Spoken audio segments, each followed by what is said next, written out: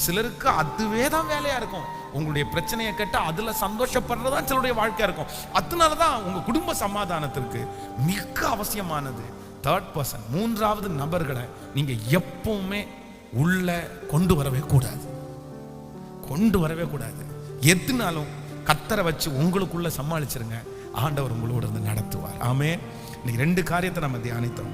ஒன்று, ஒரு குடும்ப சமாதானத்திற்கு ரொம்ப தேவையானது ஒன்று என்னன்னா நன்றியுள்ள ஒரு உணர்வு.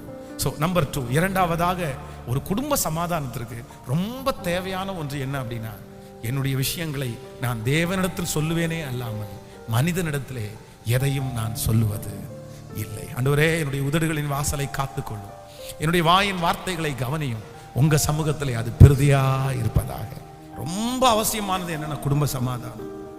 என்ன சம்பாதிச்சாலும், எவ்வளவு வெளியில நம்ம ரொம்ப நல்ல பேர் எடுத்தாலும்,